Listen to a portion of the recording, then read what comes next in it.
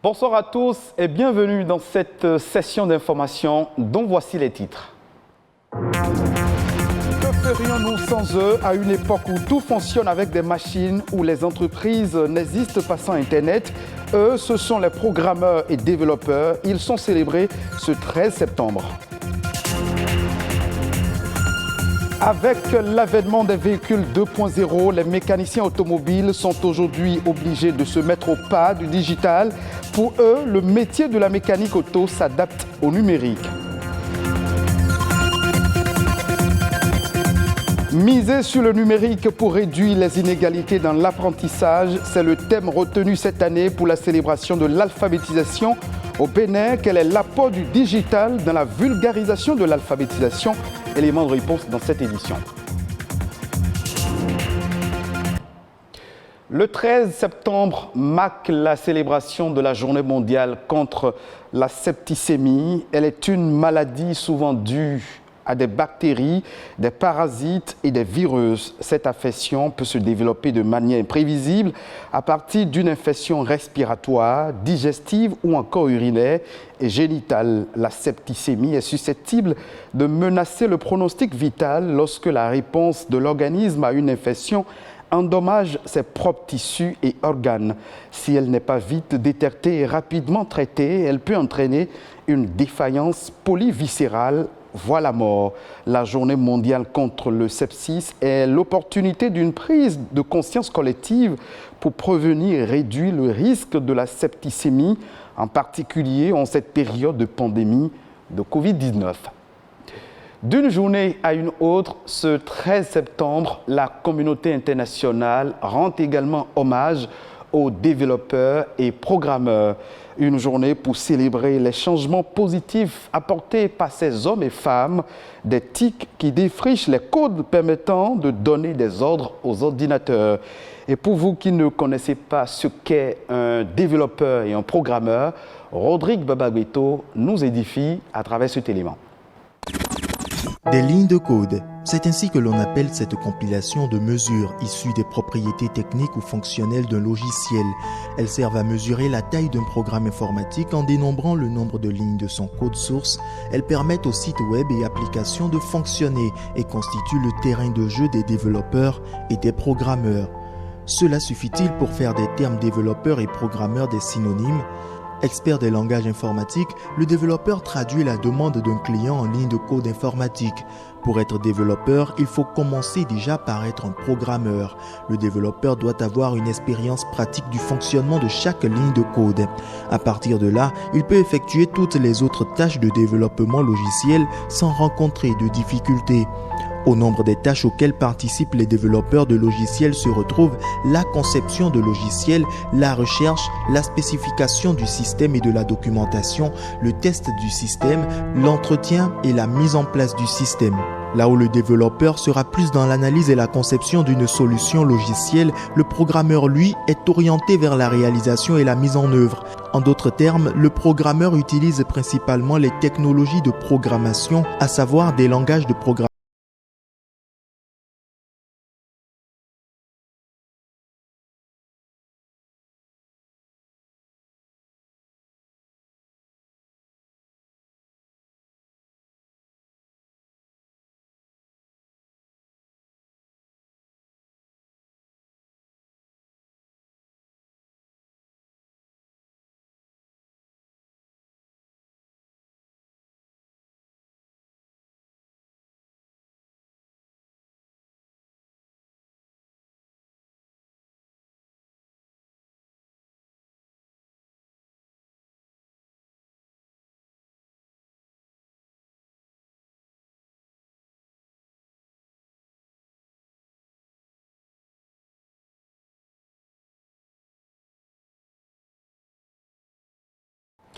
Venons-en maintenant au secteur de l'automobile qui connaît lui aussi une mutation à l'ère du digital. On retrouve aujourd'hui toute une gamme de véhicules électroniques en circulation. Avec la révolution technologique, le métier de mécanicien automobile évolue au rythme d'un monde qui se numérise à grande vitesse. Que devient le métier de mécanicien automobile avec l'avènement des véhicules 2.0? Élément de réponse dans ce reportage.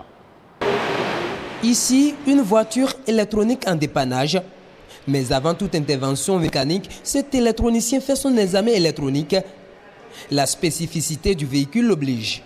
Au bout de quelques minutes, l'appareil signale à l'écran plusieurs défauts. Là maintenant, ça me signale plusieurs capteurs que c'est défectueux. Mais ce n'est pas parce que ça signale les capteurs là que je vais me jeter pour changer les capteurs. Ici, c'est la fiche qui est venue sur ça. Mais comme ils n'ont pas trouvé à remplacer, ils ont eu à adapter. Or ça peut envoyer des courts-circuits au niveau du calculateur. Donc c'est des pannes que nous maintenant, on doit régler.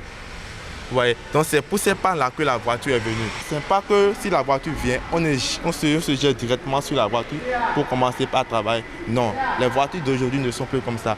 Des voitures nécessitant une technologie de pointe, on en dénombre assez dans ce garage.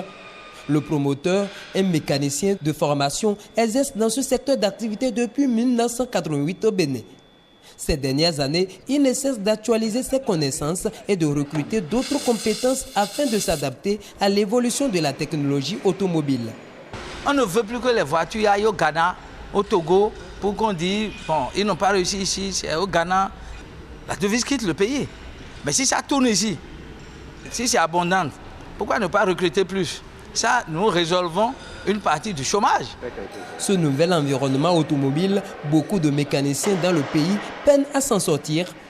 La cause, on évoque le défaut de maîtrise de l'outil informatique et de la langue de conception des scanners. Par exemple, les appareils de diagnostic, là, les scanners consoles, là, si tu ne maîtrises pas le français, tu ne peux pas. Même pour l'interpréter, tu ne peux pas. C'est ça le grand problème qui est là, c'est ça. Une difficulté qui constitue une menace pour leur corporation. Plusieurs mécaniciens automobiles peu instruits risquent de se reconvertir à la longue. Mais le président de l'association dit y travailler. Il faut quand même avoir au minimum le BPC avant de faire la mécanique aujourd'hui. Parce qu'il faut savoir lire les différents codes de défaut. Il faut quand même savoir utiliser le scanner. Nous avions créé quand même ce climat de solidarité, d'assistance, ce climat de dépannage entre collègues. Et c'est ça qui fait que, bon, les pannes que les uns et les autres rencontrent chaque fois et toutes les fois, nous faisons des échanges d'idées. Et c'est ça qui nous permet de grandir dans la profession. Sinon, bon, tu seras quand même un mécanicien monté et démonté. Hein. Le mécanicien automobile est un métier en pleine mutation. Aujourd'hui, les concessionnaires associent l'électronique à la mécanique pour mettre sur le marché des véhicules dits 2.0. On s'interroge à présent sur l'apport du numérique dans l'alphabétisation. Vous le savez sans aucun doute, la pandémie liée au coronavirus a ouvert la voie à l'explosion du digital. Le numérique s'est révélé aujourd'hui comme une mine d'opportunités pour l'alphabétisation. Le numérique est-il aussi une opportunité sur laquelle surfer pour de meilleurs impacts? Emmanuel Mineté explique ici quelques actions du numérique faites dans le sous-secteur de l'alphabétisation au Bénin. Le numérique doit se vivre, et cela par les personnes aujourd'hui néo-alphabètes. C'est une opportunité. Elle a été pour l'éducation formelle, et donc elle le sera davantage pour l'éducation non formelle. Maintenant, est-ce que nous en sommes à ce degré de préparation? Aujourd'hui, les communautés, néo-alphabètes peuvent avoir accès à une plateforme qui a été mise en place au nord, au sud, et il y a des documents qui ont été mis sur cette plateforme-là en ligne où on peut accéder facilement à la connaissance et à la documentation. Maintenant, je ne suis pas sûr que les portables qu'on appelle d'appel-réception soient capables de le faire. C'est des portables Android. Et combien ont ces portables Android? Donc c'est à voir. La connexion, est-ce qu'elle se fait même ici au centre, ici à Cotonou? On sait comment ce n'est pas très facile, hein, et par endroit. Et dans les périphéries également. Donc quand on est en profondeur ou non, par exemple, ce n'est pas toujours évident. Combien de personnes s'envoient des messages en langue sur leur portable? Combien de personnes, combien de forums WhatsApp, je veux dire de groupes WhatsApp, s'animent avec des messages en langue? Par exemple, bon, ça c'est des choses à régler. Et on ne se développe pas dans la langue de Tui, l'oiseau se développe dans son plumage. Et donc, travaillons à valoriser notre plumage. Et donc, produisons en langue, produisons des documents dans le but du transfert des connaissances en langue pour permettre aux néo-alphabètes d'avoir accès à la connaissance. Et c'est pas si bien qu'on aura contribué réellement au développement. Donc il y a des questions qu'il faut régler en amont et pour que le numérique soit davantage au service et de l'alphabétisation et que l'apprentissage se serve davantage de cela pour faire le pas attendu vers le développement. Dans la suite de cette édition, je vous propose de suivre en son et en image le condensé de quelques informations ayant marqué l'actualité nationale ces dernières 48 heures au Bénin. La Nation en bref est signée Ulvaeus Balogun.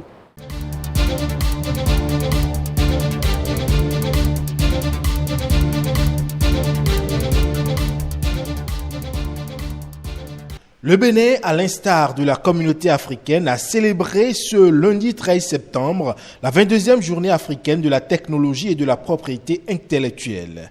Selon le ministre de l'Industrie et du Commerce, Shadia Assouma, le gouvernement, dans sa politique visant au développement socio-économique, a fait de la création et du développement des entreprises un maillon essentiel dans la création des richesses et des emplois. C'est pour cela, à l'en croire, le gouvernement ne ménage aucun effort à l'effet d'encourager et d'accompagner toute initiative publique ou privée dont le but est la création et le développement d'entreprises par l'utilisation stratégique et efficace de la propriété intellectuelle. Le ministre de la Santé, Benjamin Nkpati, a rendu public par note circulaire en date du 10 septembre 2021 les modalités de réalisation des tests PCR de dépistage du Covid-19 dans les établissements sanitaires, au Palais des Congrès de Cotonou et sur le site VIP. À l'en croire, le test PCR intégré dans les activités de routine des formations sanitaires depuis le 1er mai 2021 se réalise gratuitement pour les cas suspects de Covid-19. Mais pour les personnes désireuses de faire le test de dépistage de convenance, les dispositions ont été prises pour le rendre disponible à des tarifs de 25 000 francs CFA au Palais des Congrès et dans les formations sanitaires et de 50 000 francs CFA sur les sites VIP. La première session ordinaire de la Commission nationale de concertation, de consultation et de négociation collective s'est tenue vendredi 10 septembre dernier. 3 points étaient à l'ordre du jour. Il s'agit des diligences effectives dans le cadre de la préparation de la rentrée scolaire et universitaire 2021-2022, de l'examen des doléances des travailleurs reçus à l'occasion de la fête du travail le 1er mai dernier et des questions diverses.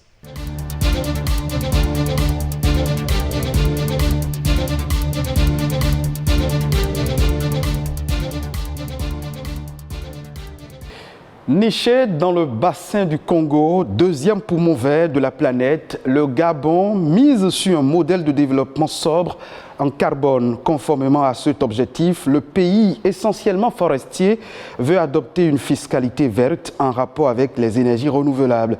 Selon l'administration des impôts, la fiscalité verte ou écologique vise à tasser les activités et produits polluants pour inciter à adopter des pratiques plus respectueuses de l'environnement. Ce sera une source de revenus supplémentaires pour le trésor public gabonais et en même temps un moyen pour décourager la pollution des industries lourdes et polluantes. Ce sera tout pour cette session d'information que vous pouvez retrouver en replay sur le www.ortb.bj. Merci de votre fidélité.